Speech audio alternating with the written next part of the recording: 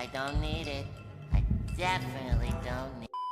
So today we're going to talk about character dupes. I wanted to talk about this for a long time now, and since we're getting a bunch of new limited characters, I figured that this is a good time to make this video. What we are going to be doing is we will talk about everything you need to know about character dupes, from max limit breaks, core ups, the benefits of getting multiple copies, and how much of a difference it really makes. As a quick disclaimer, I'm not here to tell you how you should spend your money. I'm just here to lay down the information so that you have a better perspective of what you're really getting when you do get multiple copies. Because at the end of the day, it's your money and it's your account, so you can do whatever you want. If there so happens to be a character that revives the enemies, but you desperately want their wallpaper, then by all means go ahead, get your character 4 times. And if you think 2B is going to love you more if you get her to core up 7, then who am I to stop you? But later in this video, if you're interested, I will also be sharing my personal inputs about when I decide to get multiple copies, when I think it's worth it, and basically just my thought process when pulling for characters to get the most value. A lot of people ask me this in the comments, so I think that it can be useful if I go over this in a later section.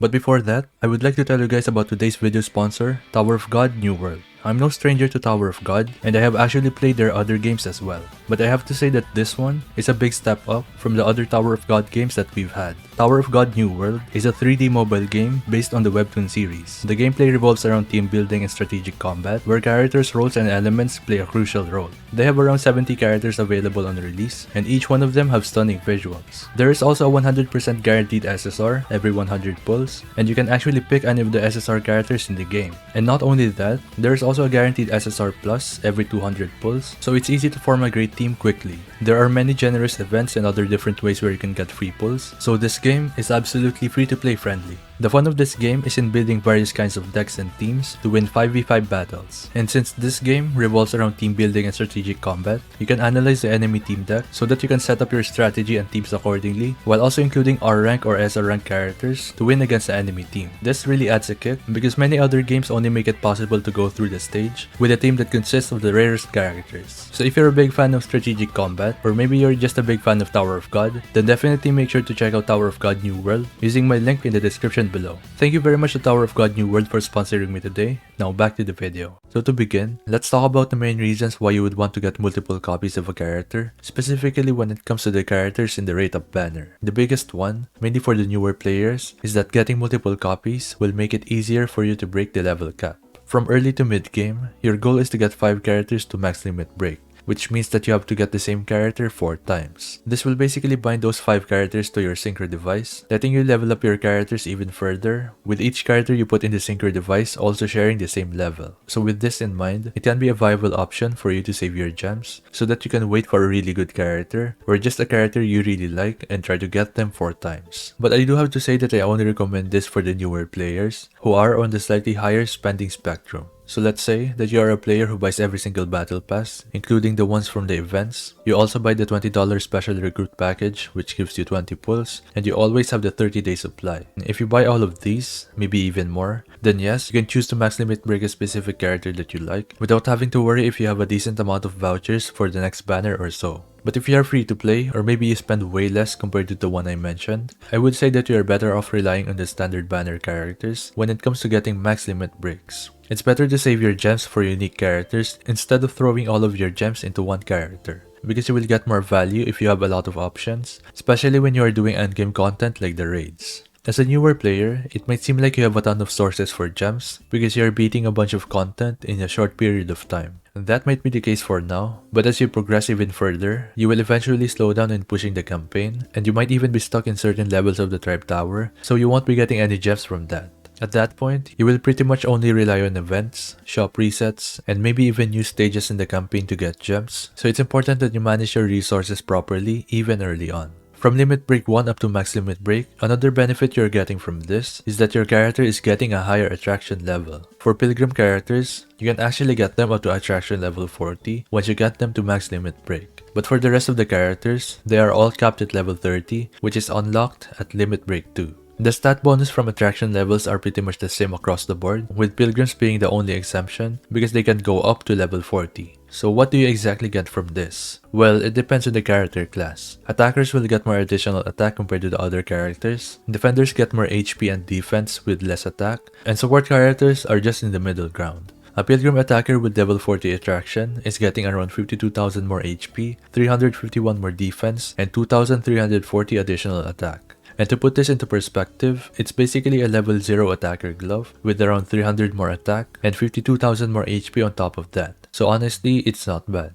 But for the non-Pilgrim attackers, they only get 36,000 more HP, 246 defense, and 1,640 additional attack. It's still nothing to scoff at because additional attack is always good, but obviously, Pilgrim characters get way more, so this is not even close to being considered as an additional tier 9 equipment. But let's say that you already have a character at max limit break. What can you actually get if you decide to get more copies? So to put it simply, when you get more copies of a max limit break character, you will get something called a core up. This basically means that the character is going to get a 2% increase in stats, and you can do this up to 7 times. But the one thing to keep in mind is that the stat increase is based on the character's base stats, not including stats given by the equipment or any other external sources. For this video, I even went out of my way to buy a spare body for Senti to help give you a better idea of how much a core up really gives. So Senti is getting 24,000 more HP, 582 attack, and 165 defense. Comparing that to what she's getting from attraction level 30, which is 45,000 HP, 1,094 attack, and 300 defense. So at some point, the return on investment for each copy will start to go down. In other games like Honkai Star Rail and Genshin Impact, your characters get more abilities, and some characters even get insane power spikes depending on how many copies you get. But in Nikke, the only difference between a single copy of a character and the same character with multiple copies are the stats. Of course, you get cosmetics like the wallpaper and even a special icon at max core up. And before I forget, you also get a slight boost in combat power. But for how much you spend, especially for a 2% increase in stats, you really have to ask yourself if it's worth it. Looking at my recent upgrade on Snow White, her power increased from 34,940 up to 35,504, which is roughly a 1.6% difference in power. So pretty much that is everything you are getting from getting multiple copies of a character. You are able to increase their attraction level, get them past the level cap if need be, you get their burst animation as a wallpaper, you get a decent increase in stats, and you also get their prism icon at the very end. But now, I'm going to talk about my thought process when it comes to which characters I pull and how many copies I get. Even as a content creator, I still have somewhat of a standard when it comes to which characters I get. I don't just pull for a character for the sake of having the character and making a video about it. The bare minimum that the character needs to have is that the character needs to be usable outside of PvP. If you have been watching my channel for a while now, you would know that I'm not the biggest advocate for pulling for characters that are only good for PvP. Up to this day, the PvP rewards are not that good, so you can't really justify pulling for PvP specific characters. Well, not unless you want to be really sweaty in the arena, or maybe you just find PvP very fun. So if the rate up character happens to be PvP focused, then I will most likely skip them, not unless I find them attractive in some type of way. But on the opposite side of things, I will always pull for a character if they are part of the collab or they are limited time. But when it comes to limited time characters, I'm still more likely to skip them if they are only good for PvP. When it comes to how many copies I get, currently, I only have 5 rate up characters that are at max limit break and above. These are Modernia, Biscuit,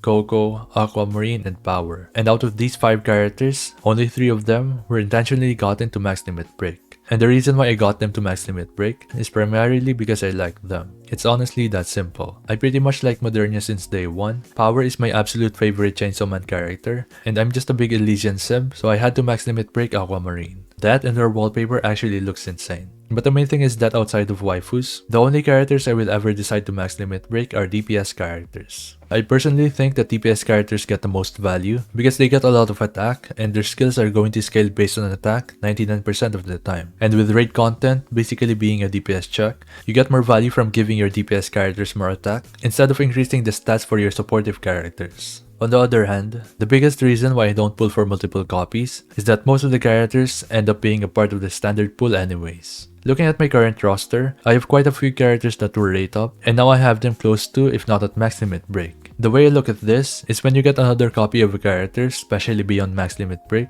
I think of it more like a consolation prize. It's like, great, you got a character again, it's nothing crazy but here's a 2% increase in stats. It's as simple as that. I was never really compared to max out a character, aside from my absolute beauty of a wife privacy, because the deeper you get into it, the less return on investment you get. Once you get the character 3 or 4 times, you pretty much have 70 or 80% of the benefits. You have their wallpaper, you can max out their attraction, and you also have a higher level cap if you need it. And honestly, just like what I mentioned before, I do think that it's way better to spend those gems on multiple characters so that you have many good options rather than a few really good options. Maybe I'm a bit biased because raid content is primarily where I base my pulls on, but I also do think that raids are the endgame content for Nikke, so you can't really go wrong with pulling for characters based on that.